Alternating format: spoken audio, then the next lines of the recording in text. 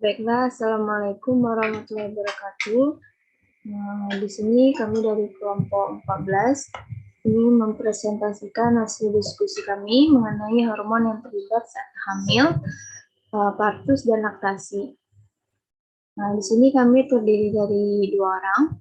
Saya Lisna Khairia sebagai moderator dan rekan saya Dina Putri Aizahari sebagai pemateri.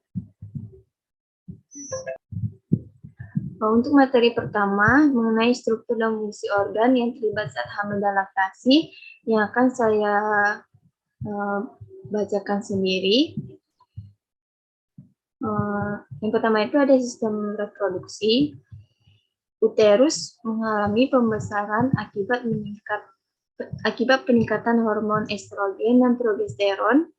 Uterus akan mengalami hipertrofi dan hipervaskularisasi akibat dari pertumbuhan dan perkembangan janin, pertambahan amnion, dan perkembangan plasenta dari yang berukuran 30 gram sampai 100 gram.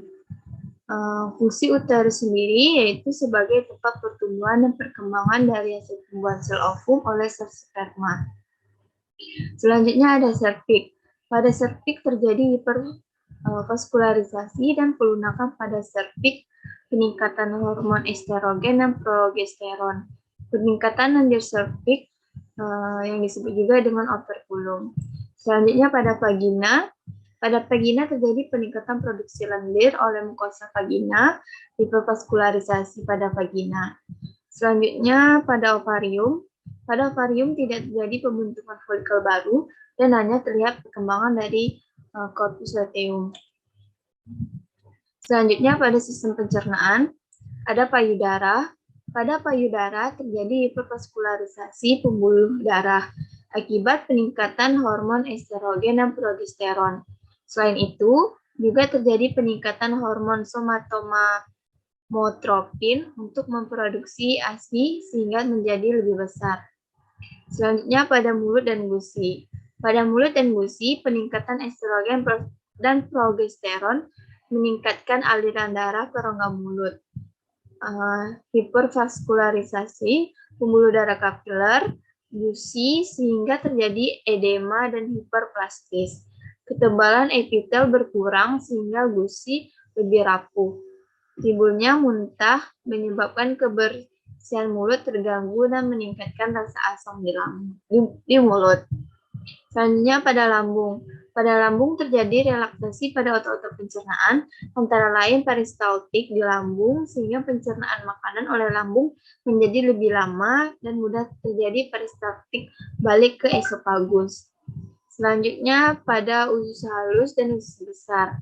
Pada usus halus dan usus besar terjadi relaksasi, sehingga penyerapan makanan menjadi lebih maksimal dan penyerapan air lebih lama.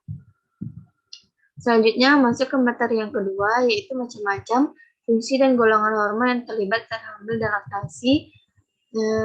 Materi ini yang akan disampaikan oleh rekan saya, Dinda. Kepada rekan saya persilakan. Akan mencoba menjelaskan materi tentang macam-macam fungsi dan golongan hormon yang terlibat saat hamil dan laktasi.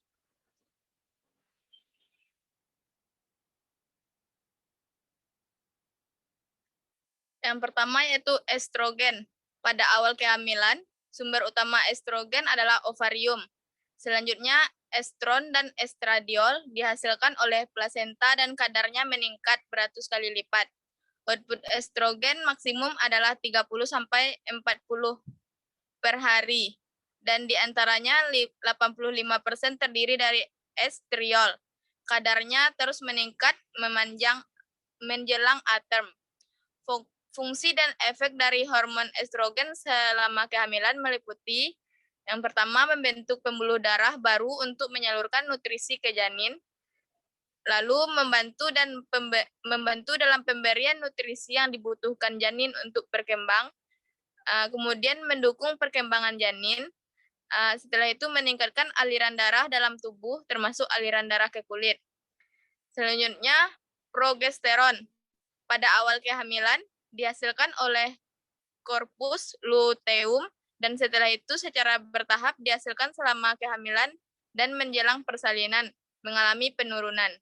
Produksi maksimum diperkirakan 250 mg per hari. Fungsi progesteron yaitu menjaga otot rahim tetap rileks selama kehamilan berlangsung. Setelah itu menjaga ketebalan dinding rahim selama janin berkembang. Lalu menjaga sistem kekebalan tubuh terhadap kehadiran janin di tubuh dan menyiapkan payudara untuk memproduksi ASI.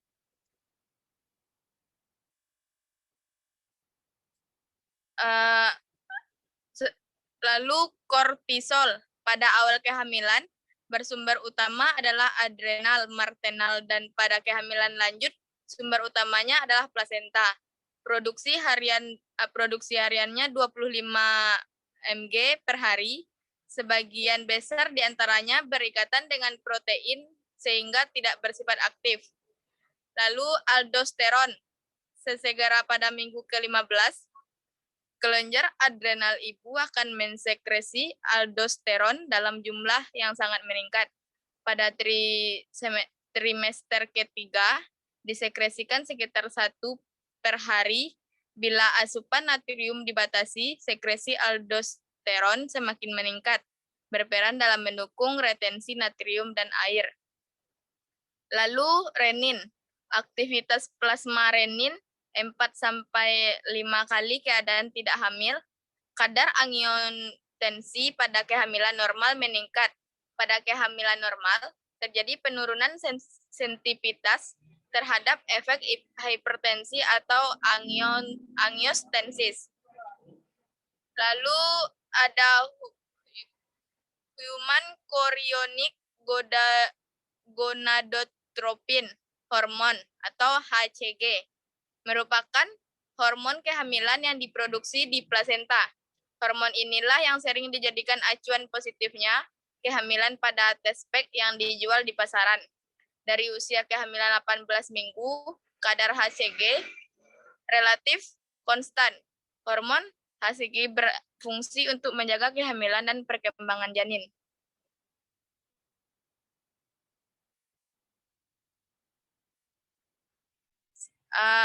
Lalu ada human placental lactogen atau HPL, diproduksi di plasenta. Sejak kehamilan menginjak usia 2 minggu, hormon ini juga dikenal dengan sebutan human chorionic somatotropin yang berperan dalam menyiapkan nutrisi yang dibutuhkan janin dan merangsang kelenjar susu di payudara sehingga masa menyusui. Setelah itu ada relaksin dihasilkan oleh corpus luteum, dapat terdeteksi selama kehamilan, namun kadar tertinggi dicapai pada trimester pertama. Peran fisiologi tidak jelas, namun diduga berperan penting dalam maturasi serviks. Lalu ada hormon hipofisis, terjadi penekanan kadar FSH dan LH maternal selama kehamilan. Namun, kadar prolaktin meningkat 10 kali lipat dibanding pada wanita normal yang tidak hamil.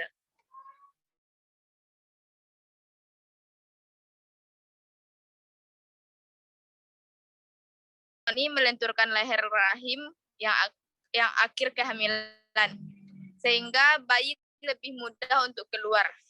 Di saat yang sama, hormon ini juga akan menstimulasi puting susu untuk memproduksi air susu dan merangsang kelenjar Montgomery di sekitar puting dan areola, sehingga setelah lahir bayi langsung bisa menyusu. Lalu ada prolaktin. Hormon prolaktin akan mengalami peningkatan sebanyak 10-20 kali lipat ketika sedang hamil. Peningkatan hormon ini bermanfaat dalam mempersiapkan jaringan payudara untuk menyusui dengan membantu menghasilkan produksi ASI yang melimpah. Yang ketiga yaitu mekanisme kerja regulasi hormon yang terlibat saat hamil dan laktasi yang akan saya sampaikan. Yang pertama itu ada human chorionic gonadotropin hormon atau disebut juga HCG. Hormon ini bisa terdeteksi 11 hari setelah pembuahan terjadi melalui tes darah. Kemudian sementara itu tes kehamilan di rumah menggunakan sampel urin bisa dilakukan 12-14 hari setelah pembuahan. Selanjutnya ada human placental lactogen atau disebut juga dengan HPL. Dapat dideteksi mulai hari ke-12 setelah fertilisasi atau segera setelah implantasi. Kadar HPL dalam plasma maternal meningkat seiring dengan peningkatan berat plasenta dan berat badan janin.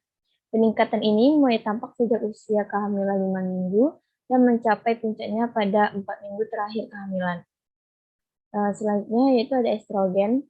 Estrogen dimetabolisasi oleh hepar dan kemudian diekspresikan lewat urin. Estrogen di sini berfungsi untuk meningkatkan sintesis progesteron, meningkatkan kontraktivitas uterus dan mempunyai efek mitogenik terhadap pertumbuhan dan perkembangan glandula mamae. Selanjutnya ada progesteron. Progesteron pada masa awal kehamilan 6-7 minggu, progesteron dari corpus luteum sangat diperlukan untuk mempertahankan kehamilan. Sehingga jika pada masa ini dilakukan ablasi corpus luteum, akan terjadi abortus. Setelah masa transisi antara minggu ke-7 dan ke-11, plasenta mengambil alih peran corpus luteum dalam menghasilkan progesteron. Sintesis progesteron plasenta sangat berpengaruh pada hubungan antara maternal dan plasenta. Fungsi utama dari progesteron di sini yaitu untuk mempersiapkan endometrium untuk implantasi dan mempertahankan kehamilan. Selanjutnya ada growth hormone varian atau disebut juga dengan HGHOF. Di sini dia disintesis oleh plasenta. Kemungkinan dalam simposium. HGHF ini dapat diukur kadarnya dalam sirkulasi maternal mulai pada usia kehamilan yaitu 21-26 minggu. Kadarnya terus meningkat sampai usia kehamilan 36 minggu. Selanjutnya sekresi dari HGHV ini oleh trofoblast dipengaruhi oleh glukose, sedangkan aktivitas biologisnya sama dengan HPL. Selanjutnya ada corticotropin releasing hormone atau CRH. CRH ini ditemukan pada trofoblast, amnion, karion, dan di SIR2. Peran CRH plasental ini berhubungan dengan relaksasi otot polos atau myometrium dan pembuluh darah, imunosupres dan merangsang pembentukan prostaglandin plasenta.